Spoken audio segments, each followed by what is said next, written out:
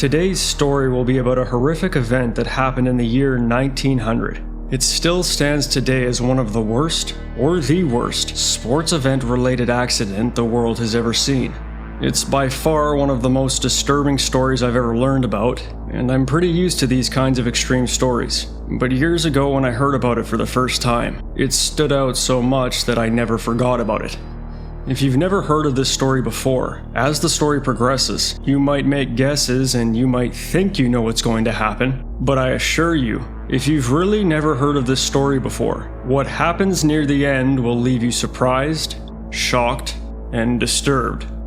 With that being said, viewer discretion is strongly advised. All the way from 1892 until now, once every year in California, a massive football game will take place. It's a hugely anticipated game between the California Golden Bears and the Stanford Cardinal. And to this day, it stands to be one of the oldest college rivalries in United States history.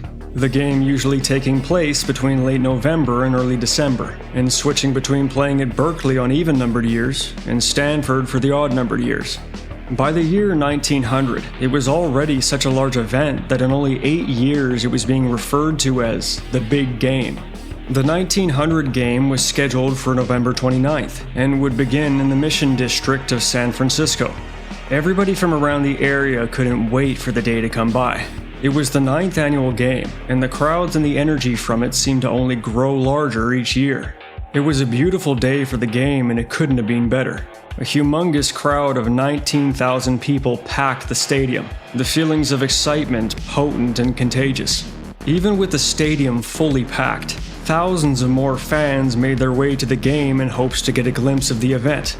The tickets were $1, which would be the rough equivalent of $40 today. Many fans couldn't even afford a ticket, but that wasn't going to stop them. Whether they were in the stadium or not, one way or another the fans were going to find a way to be a part of it. This event was so important to some that not seeing the game just wasn't an option. The many people that couldn't get inside were looking for an area that they could sit to watch the game. Looking around the area into nearby rooftops, it didn't seem like any option was plausible. Maybe the thousands that couldn't get inside wouldn't be able to see the game after all. But they had tons of time to find a place before the 2:30 p.m. kickoff, so maybe it would all work out. But even though there was tons of time before the game started, options seemed scarce, and with so many people looking for the same thing, they had to think quick. Across the street, beside and slightly behind the stadium, a bunch of fans had noticed a large building that seemed to be great for what they were looking for. At its peak, it was 50 feet high, and it would serve as a perfect view for the game they wanted to see so badly. They had all seemingly found a good solution, and everybody rushed up there to get a good spot. Before the 2:30 p.m. kickoff, there were already 500 to 1,000 people on the rooftop waiting for the game to start. The stadium and the roof were absolutely packed. At the time, it was said to be one of the largest crowds to ever watch a sporting event. The game began and everybody was fixated. The day that they've all been waiting for was finally here. Everybody cheered and roared in the stadium as the game went on. The sounds were so loud it was almost deafening. The same energy from the stadium being mirrored by the fans across the street from the rooftops. While all this was taking place, beneath the sounds of excitement, another noise tried to make itself known. But at this point it was barely audible. Slowly growing, but not yet loud enough for anyone to be able to hear it. The game reached its 20-minute mark, and everybody was so intoxicated by the game, nobody could have ever guessed that something wasn't quite right. But they couldn't have known. The sound wasn't loud enough and couldn't compete with the volume of the cheering. Before anyone could realize what was happening, in the blink of an eye, the sound quickly grew louder to the point that no one could ignore it. A loud crack rippled throughout the rooftop before anyone could react. For a brief moment, everybody's stomach went into their throats as they all felt weightless. The sound that was growing all that time, and the sound that they couldn't hear growing because of the cheering all around them, was the sound of wood creaking and groaning quietly as it slowly began to give out under the weight of the crowd that it was never designed to hold. The roof that they were on was made with a wooden frame topped with iron corrugated sheets. Running along the entirety of the 50-foot high peak was a giant ventilator that was only designed to support its own weight. This ventilator is unfortunately where everybody was sitting when it collapsed beneath them. Some were lucky enough to grab onto the wooden beams that hadn't caved in, and about 100 people fell 50 feet to the ground. And people that had survived that fall could have been injured further by the others hurtling down from above. Though around 60 to 100 people had their fall broken short by a large brick structure that was built right into the factory floor. You would think at least these people didn't experience the 50-foot fall. But the people that fell onto this structure, when they hit the surface, they instantly began to scream and claw their way around as they desperately tried to get off of it. This giant brick structure was 30 by 60 feet.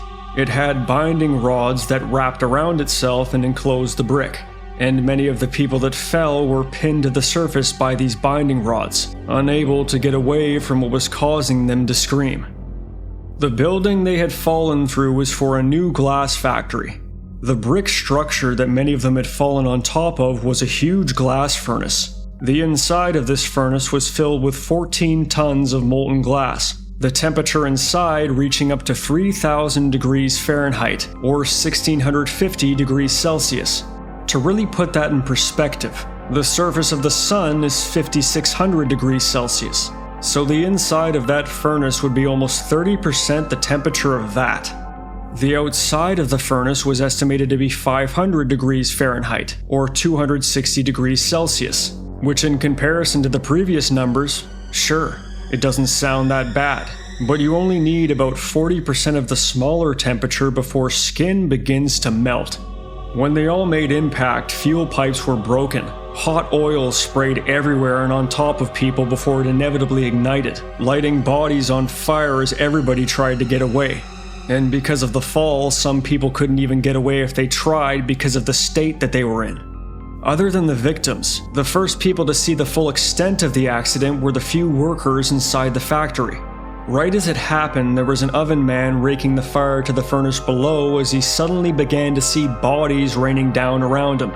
With a big poker, he tried his best to remove the ones that had fallen on top of the furnace. Meanwhile, his coworker ran to turn off the oil which was spraying everywhere and which fueled the furnace. The worker that had ran to turn everything off would later say, "It was a horrible experience standing there beside a hell pot and seeing human beings roast to death. We did the best we could." Another man, which was lucky enough to grab onto the wooden beams, would later say, "As I clung there, I saw the poor fellow who had been chatting with me strike the furnace. He curled up like a worm in that heat. The smell of burnt clothes and flesh were heavy in the air. Bodies were spread across the factory floor. The sounds of groaning injured victims radiated throughout the building. The whole city, police, hospitals, and everything in between were in complete disarray and panic. The only ones in the city that seemed to be unaware of the gravity of the situation were the 19,000 people at the game. There wasn't an adequate way to communicate through the noise of the cheering, and they were obviously much more concerned with getting the injured help. So the information barely spread to anyone at the game until afterwards.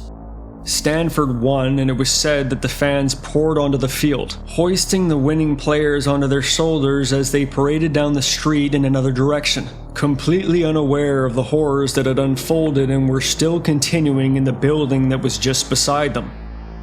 13 people passed that day.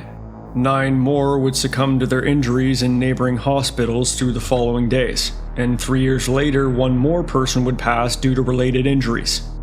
Out of the many people that fell through the roof that day, in the end, 23 didn't make it.